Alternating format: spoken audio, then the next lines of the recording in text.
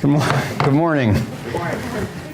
Hey, special thanks to Jack. I know he's playing hurt today. You all know he got in a little bit of a car accident, and it's probably not easy to sing when you hurt your ribs, I would think. For some of us, it's not easy to sing when you have healthy ribs. So there's some good news. Diane just asked what we did with our kids, and I told her we just left them at home. But the fact of the matter is they're at camp. So are Juarez kids and St. Clair's as well. They were very grateful that our congregation has connected with them in the last couple weeks. If you have not walked on that part of the church building, there are some events that we have made some sign-up sheets for. So instead of going through all of them now, make sure you take a look at them. It's the summer. School is actually starting soon, which is never a bad thing. And we will have some events that coincide with the beginning of the school year. Okay.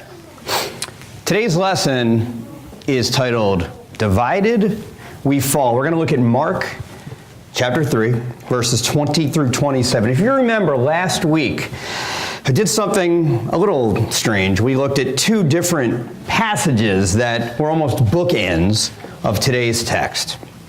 But I need to start with an illustration about details and observations. Are you a detail-oriented person? Above all else, the Bible is a love story, but it also is a story where you need to take a look at the details. We've been talking about that a little bit during our study in Genesis. There was a professor of medicine at Oxford University. He had a small bottle on his desk containing urine. Sitting before him was a classroom full of young, wide-eyed medical students listening to his lecture on the importance of observing details. To emphasize his point, he reached down, he picked up the bottle, holding it high, he announced, "This bottle contains a sample for analysis. It's often possible," ready for this, "by tasting it, to determine the disease from which the patient suffers." Suiting actions to words, he actually dipped his finger. This is a great way to start a sermon. He dipped his finger into the fluid, then into his mouth. And then he continued, "Now, I'm going to pass this bottle around, and each of you, I'm going to ask to do exactly what I just did. Perhaps we can learn the importance of this technique and diagnose the case." Well, the bottle made its way across the room. Each student gingerly poked his or her, actually it was just a group of men, so they poked his finger in and bravely sampled the contents with a frown. Can you imagine that? And then the professor gets it back and says, "Gentlemen, now you will understand what I mean when I speak about details. Had you been observant, you would have seen that I actually put my index finger into the bottle, but my middle finger into my mouth." You can't get these stories just anywhere, folks. Observation, details. The devil is in the details, or in some cases, the detail is in the devil. But getting back to earth for a second, and we're going to read this in a minute. Jesus had so many people observe him who either didn't quite understand what he was doing or thought he was in cahoots with Satan, right? How could you observe Jesus and think that he was possessed by the devil? There's something wrong with that observation. What do you miss in that circumstance? Are you so blinded that you will convince yourself otherwise? We do this sometimes, unfortunately. We convince ourselves that God's work is really the work of the devil. Think about it. Because if we didn't, we would experience more multiplication rather than division. The devil is in the details. Remember the show The X-Files? Jack, you're a TV show guy, all right? You used to always have this tagline that said, "The truth is out there." But in reality, the truth is in here. This is where the truth is, in form of a person and a concept as well. The truth is this. Jesus called people back then and us to pay attention to small components of the larger picture. Jesus challenged people to act and think differently, and he still does. There's a reason our church slogan is embracing the promises of a loving God. Look at the details there. It's not embracing the possibilities of a loving God. It's the promises of a loving God. And we need to be keenly aware of what those promises are and what the details are so we don't miss something when we read the Bible. The devil, he's cunning, he's baffling, and he is powerful. He will deceive, he will inveigle, and he will obfuscate. Again, God's work and the devil's work are not compatible. What that does, when we're confused, is it leads to dissension. So today's text, we're going to see Jesus gets the last word because Satan's kingdom is in shambles. So let's go ahead. And this is right on the heels of, you can turn to chapter 3 if you'd like, in Mark. This is right after Jesus appoints the 12. His 12 apostles, and we won't get into that today, but it's just fascinating. Can you imagine? Okay, he points these 12 guys, and they're all in the room together.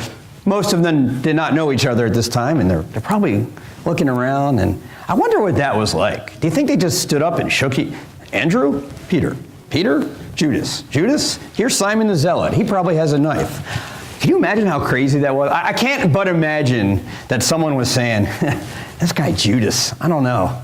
He's a little strange. But that's what it was like for them. And it's just amazing. I say these things to illustrate the difference of perspective that we have that they did not. So he's appointed his team, if you will, and now he's about to encounter a tough crowd. So without further ado, I'm going to read chapter 3, verse 20 through 27. Then Jesus entered a house, and again a crowd gathered, so that he and his disciples were not even able to eat. When his family heard about this, they went to take charge of him, for they said, he is out of his mind. And the teachers of the law who came down from Jerusalem said, he is possessed by Beelzebul. By the prince of demons, he is driving out demons. So Jesus called them over to him and began to speak to them in parables. How can Satan drive out Satan? If a kingdom is divided against himself, that kingdom cannot stand.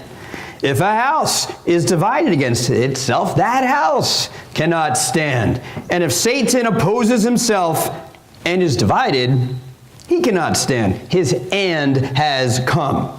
In fact, no one can enter a strong man's house without first tying him up. Then he can plunder the strong man's house. If you experience the work of God and consider it the work of the devil, you have put yourself in an immensely unenviable position.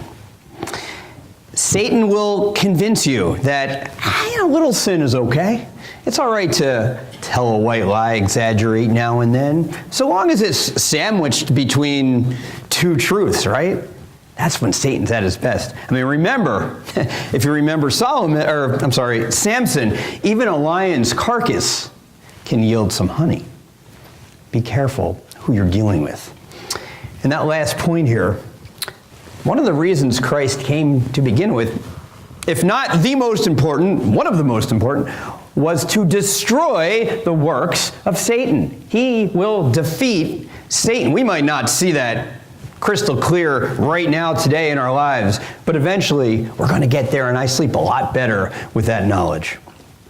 But we need to talk about division. And I hope this is not us. If a church is divided against itself, and you could substitute the word congregation, that church cannot stand. And there's a whole lot in here that we can talk about. Not only a divided congregation, but divided marriage, divided home, divided school, whatever. We're not going to get into all those. Today, I just want to focus primarily on the church itself. I don't need to tell you that Satan divides the church. He's great at division. We live in a divided world. We certainly live in a divided country. It's a divided religion, and it's a divided not this congregation necessarily, but congregations across the way are divided. I'll give you an example. Before Michelle and I went to Minnesota, we interviewed at a different church, which will remain nameless. And we should have known something was up, because on the ride there, Brandon threw up 5 times, 6 times. It's funny now. It was not funny then. And then we actually got to the church building, and as soon as we get in, he does the same thing on the floor. Should have known then this was probably not going to work out for us. Now, they had kind of warned me ahead of time that, well, you know, we're undergoing some tough things. There's been some differences of opinions, and I thought, okay, every church has to go through that. Now, we did not know the extent of it, and I'm not even going to go into it now, but the point is this. This church split, almost in half over a sermon. That's right. And it wasn't even that, it was the how everything went down. They were showing me this as a prospective minister on Facebook. You had the elders yelling at each other on Facebook. You had deacons and the elders going back and forth on social media, and the minister was yelling at this guy. And what? I said, no wonder you're having so much trouble finding someone. So we left there saying, wow, Satan really is doing his job. Now, I'm not picking on that particular church. Actually, yeah, I kind of am picking on that church. But they're not alone. Let me say that. We all know too well that congregations, unfortunately, were made of human beings, and Satan knows that all too well. Go back about 2,000 years. Remember the church in Corinth? Now remember, when Paul visited that church, they were only about 100 years old, not even. So it was still a very young city. Very good strategy regarding location for trade, and they had some wealth. But the people in the church, the congregation, sexual immorality, socioeconomic differences, public drunkenness, disagreements over how to not take Lord's Supper and the resurrection and all that stuff. So Paul needed to give them a piece of his mind, which he did. They weren't perfect either. What about us? What will our story look like if it is written? Are we all moving in one direction? Are we in the same direction? Are we on the same page? I'm not asking if we agree with every single thing that the preacher says, or that this guy agrees with everything you say, and vice versa. Wouldn't class be boring if we all agreed on everything all the time? Yes. Okay, now that could go the other way too, and we're not going to get into that today. To disagree is okay. It's even healthy sometimes, as long as we're moving forward. But y'all need to ask yourselves, are we all moving in the same direction? And some people might not even be moving on any page at all. And again, I'm not picking on any particular person here. This happens worldwide. And this causes division, and it causes discouragement, and it causes dissension. Bible trivia. Who knows Diotrephes? I'm looking at Holly. You don't know who Diotrephes is? The unruly church member way back when? Okay, good. He's only mentioned, I think, once in the entire Bible. 3 John 9 and 10. John describes him as spreading malicious nonsense about us. Not satisfied with that, he even refuses to welcome other believers. He also stops those who want to do so and puts them out of the church. The lesson, as always, don't be Diotrephes. Lyndon Johnson, the former president, says, if 2 people agree on everything, you can be sure that only one of them is doing all the thinking. And it's true. It's hard to get 100% agreement. But I would say this, the mark of Jesus' church, the distinct mark of his church is fellowship with Jesus. Fellowship with Jesus is the distinctive mark of his church. Now take a look at what Paul wrote to the church in Ephesus. Look how many times you see the word one. This is Ephesians 4, 3 through 6. Make every effort to keep the unity of the Spirit through the bond of peace. Then he says, there is one body and one Spirit, just as when you were called to one hope when you were called. One Lord, one faith, one baptism, one God, one Father of all, who is over all and through all and in all. Unity of the Spirit. You know, when you say it like that, Matt, it is so easy. But what about, and I hate to say this word from the pulpit, denominations? Oh man, you had to go there. Do you realize there are 9,000 Protestant denominations worldwide? 9,000 Protestant denominations worldwide. Are you familiar with John Wesley at all? He of the Methodist Church? I just wanted to give you a quick story of him. He had a dream once where he was ushered to the gates of hell. And when he was there, he asked, "Are there any Methodists here?" And the answer was yes. "Are there any Presbyterians here?" Yes. "Any Anglican, Episcopalian, Lutheran, Church of Christ?" And the answer kept coming back, yes. Well, he was a little unnerved about that. So later in his dream, he is now ushered to the gates of heaven. And he asks the same questions. "Any Presbyterians?" No. "Any Methodists? Baptists?" No. "Church of Christ?" No. But then he says, if the answer is no to all those people, then who is inside? Well, Mr. Wesley, only Christians are inside those gates. And isn't that the point? We could argue doctrine and we could talk about Lutherans and Calvinists and Presbyterians till we're blue in the face, and maybe they're sitting there doing the same thing about us. Who knows? But man, when you read that again. One Spirit? Are we all of one Spirit? I mean, think about it. I'm just saying this because I can only imagine Satan looking at all the 800 bazillion churches that you pass on the way here and laughing. Ha ha ha. I got the Catholics and Protestants all messed up, don't I? He loves it. He loves division. But we've got to be careful. That's why I'm saying we stick to the details. We stick to our particular script. Now, I'm going to say something that's very hard to believe. Are you ready? We are not perfect. Now, I don't know about you, but before I became a Christian, I used to think that, wow, if I just join a congregation, man, I'll be with a bunch of people who really have it all together, and maybe their lives aren't perfect, but they really know how to live their lives a lot better than people on the outside. Is that true? I don't know. I will say this. Sometimes we need to be handled with care. And it's been said that dealing with difficult people is always a problem, especially if the difficult person happens to be yourself. So, I want to give you guidelines to resolve conflict. Now, this is not the world according to Matt. This is biblical guidelines, so hopefully you get something out of this. That first one is commitment to Christ. Now, I'm talking about disagreeing with one another within the church, within the organization. That's a non-starter if you're not. If you're not committed to Christ, we're at war with God. You're in conflict with Him. Then you have to worry about, well, Satan battling Satan, Jesus battling Jesus. No, not if the Spirit is in both of us. You have to commit to Christ. That seems obvious. Number 2, talk to God. But I mean prayer, yes. But when you pray, do you ever admit your mistakes to God? Or do you just say, well, He knows them anyway, so why do I have to repeat them? Hey, sometimes it's good to vocalize this. Let me read James 4, 1 through 3. And boy, does James let his audience have it or what? 4, 1 through 3. What causes fights and quarrels among you? Don't they come from your desires that battle within you? You desire but do not have, so you kill. You covet, but you cannot get what you want, so you quarrel and fight. You do not have because you do not ask God.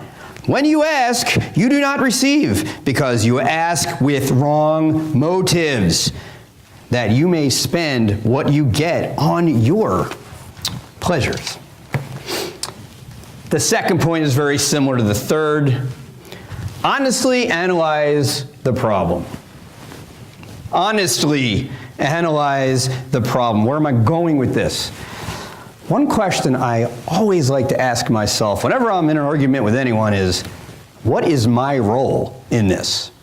It's very, very, very rare that you'll get into a discussion, a conversation, or I would say an argument, a disagreement, where 100% of the blame is on the other person. Now, obviously, if someone comes up to you out of nowhere and, cold cocks you in the face, okay, you had nothing to do with that, obviously. But I'm talking about things that are likely to happen. What is my role in this? I'm not a marriage counselor. But look, Michelle and I, when we disagree, okay, even if I'm 100, or I'll say 99.9% sure that she's wrong, which, it's always that case, right? I said, wait a minute, what is my role in this? It's almost like if you don't do that, you say, you know what, Jack, let me get that speck out of your eye. And you can just worry about that big old plank in mine later. Honestly, analyze the problem. Fourth one, schedule time. When you're angry, when you're acting irrationally, is that a good time to start a disagreement with someone? Is that a good time to kind of talk through it? I would say no. It's difficult, more importantly, it's difficult to worship God. I would even say it's difficult to have communion, to have the fruit of the vine, to eat the unleavened bread when you're so bitter at someone else. Isn't it hard? Have you ever tried to do that? Of course we have, because we're human. If your head is in the wrong place at that particular point, if you're being angry at someone, if you're irrational, if you have an axe to grind, if you're holding on to a resentment, boy, how hard is it to participate in something like communion? Matthew 18, 15 through 17, this is Jesus talking. This is regarding sin in the church. He says, if your brother or sister sins, go and point out their fault, just between the two of you. If they listen to you, you have won them over. But if they will not listen, take one or two others along, so that every matter may be established by the testimony of 2 or 3 witnesses. If they still refuse to listen, tell it to the church. And if they refuse to listen, even to the church, treat them as you would a pagan or a tax collector. Either the third or fourth time that I ever preached in the Philadelphia church, let's just say I tried to assert myself, and I wanted people to know that I knew what I was doing, and I knew my Bible. So I thought that longer is better regarding the sermon. I would think no one else in that entire congregation agreed with that sentiment. So 30 minutes became 35, which became 40, and then it was like Monday, and I was like, whoa, it was going a little too long. And I should have known by the reactions in the audience. I mean, I've talked to Tony about this before. People were getting out the lead pipe and firing torches, and they were ready to chase us out of the congregation. That is my fault. What happened next, without going into detail, people that were annoyed about it, I really wish they would have come to me and said, hey, you know what, Matt? You went a little too long. Let's try to shorten things up. Rather than throw out an entire email to the entire congregation. That is not the way to do it. But I'm hoping, and by the way, this is not going to be 55 minutes, today's sermon, I promise. We're getting there. Scheduled time. And I love this one. Establish ground rules. What does that mean? All right, tell me if this sounds familiar. You're arguing with your spouse or a friend or your parent about something, and then you bring up something else that has absolutely nothing to do with it and happened 7 years ago, right? Michelle and I will be talking about money, and maybe we'll have a disagreement about how to spend this or that, and then I'll get mad and I'll say something, yeah, well, you let the dog out 3 weeks ago. Like, what? What to say and what not to say. And that's more common sense than anything else. But that's what causes anger, folks. That's what causes resentments. Don't command, don't threaten, don't challenge, and please, and I can't emphasize this enough, do not issue ultimatums if you can help it. And no bullying. We think of bullying as high school kids getting thrown in lockers or something like that. There is also verbal bullying, too. Give me a quick note on bullying. There's a guy by the name of Jack Handey, and he had a book called Fuzzy Memories. That's really the title. And he writes, there used to be this bully who would demand my lunch money every day. Since I was smaller, I would give it to him. Then I decided to fight back, so I started taking karate lessons. But then the karate teacher said I had to start paying him $5 a lesson. So I just went back to paying the bully. don't be bullied. And don't be the bully either. And I mean verbal sparring. We do this. We condescend, don't we? We patronize. We interrupt while others are speaking. It's one of the things I really enjoy about preaching is that you can't interrupt me. I guess you could, probably. But you know what I mean. If you're really in the heat of the moment and you're talking to someone, and you're going to interrupt them, even if you don't interrupt them, you miss the second half of what I'm saying because you're trying to figure out what you're going to say in response. And don't tell me you don't know what I'm talking about, because we all do it. Do we listen to each other in this family? Proverbs 11:29, whoever brings ruin on their family will inherit only wind, and the fool will be servant to the wise. And this is a family. All right, a couple more. Empathy. For the longest time, I just thought that was a country in Eastern Europe.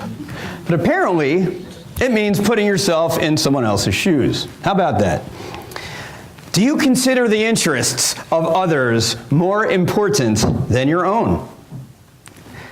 Let me ask you something. How did Jesus treat sinners? How did Jesus treat tax collectors? How did he treat outcasts and prostitutes and the dregs of society? Would you say he was pretty fair to them? He treated the tax collector as though he was the most important person in the room. And I guarantee you, no one else would have that opinion of him. Do you accept these types of people? Or does their company make you cry out as Cain did, "My punishment is more than I can bear"? Look, God looks past your faults and sees your needs. Those are two different things. Can we do the same thing? Can I look past your faults, honestly, and focus on your needs? Didn't God do that with Paul, with Peter, with David? Absolutely. 7, ask for help. But I'm a guy living in America in the 21st century. I can't ask someone for help because I'm tough and I've got to watch cars. Come on. It is not a sign of weakness, by the way. If you go to a counselor, if you go to whatever you want to call it, a social worker, a psychologist, it is not a sign of weakness. Don't you think David and Bathsheba might have benefited from premarital counseling? Think about it. Third-party involvement is key when you're struggling. If you have strep throat, you're going to call a doctor. If you have a cracked tooth, call a dentist. If you have money problems, talk to your accountant. Legal issues, your attorney. It's no different if you have family problems, whether it's family at home or family here. Seek counsel. Whether it's me or someone else, it's fine. As long, I would insist that it should be a Christian counselor, so you get at least the right worldview there. Proverbs 12:15, the way of fools seems right to them, but the wise listen to advice. Ask for help. And finally, never give up. And I don't mean on yourself, but on your situation. This too shall pass. I don't know what you're going through today, and we've got just a bevy of issues in this church, just like every church does. Some days are great, some days are not. I have no idea how that situation is going to end, but don't give up on whatever God's role is in that situation, and don't ever give up on anyone else. There are people here I know, I'm not going to name them, who have family members or who have friends who have turned their will and their lives over to the care of God. That's a miracle. Don't ever give up on anyone. Did God give up on Peter or Paul or Ruth or Rahab even? What about David? They all persevered, and so did Jesus. So that was not an exhaustive list, by the way, but it's just a few that we could hopefully chew on for a bit. So I need to point out, unity is not the same thing as uniformity. I'm not saying we all have to dress the same and think the same and come to church like an automaton and then leave like robots. That is so not the point. Unity is not the same thing, but we are called to be consecrated. You know what that word means? Let's split it up for a second. Con means with, secrated means separation. We should stand out. If we're doing our job out, We should stand out as Christians. We should stand out as servant leaders. You see, Jesus purchased our lives. He purchased this church, this congregation, with his blood. It is his bride. We've been fortunate to get some visitors in the last few weeks, and I always think of either visitors or people who may be on the fence about their relationship with the Lord. What are they going to think of if we are constantly engaged with infighting, or if we are poor examples, or if we are a split congregation? Now that leads to that third point, which I read at the beginning of the sermon. Do we hear the teachers of the law saying, he is possessed by the devil, by the prince of demons? He is driving demons. You can either insert your own name for he or our church name for he. The point is this. How does Jesus enter Satan's house and defeat him 2,000 years later? By saving the lost and edifying the saved. You see, there is some, this isn't just a doom and gloom lesson. There is some good news. Satan is powerful, no doubt about that. Ignore him at your own risk. But Jesus renders him powerless. Remember in the temptation narrative when he was in the wilderness? Satan didn't merely keep him company. He gave him his best fastball over and over and over, and Jesus kept knocking it out of the park.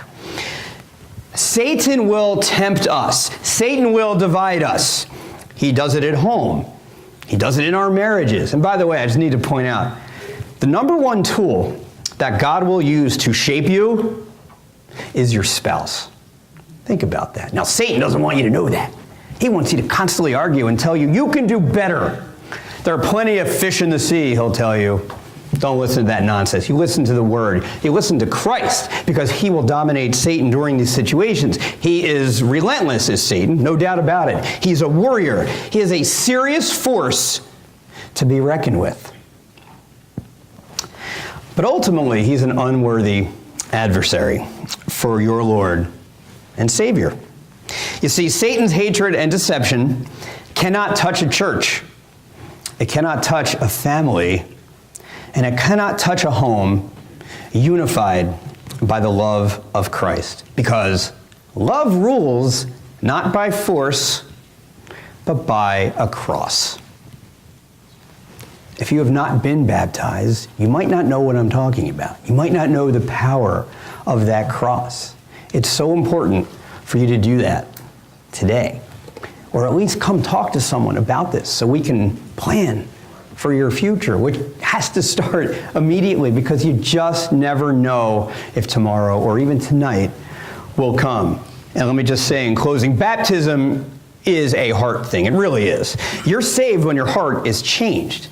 The heart is the core of your being. It is the wellspring of life. So I ask you, do you need a heart transplant today? If you do, we're here for you. And with that, we will stand and sing.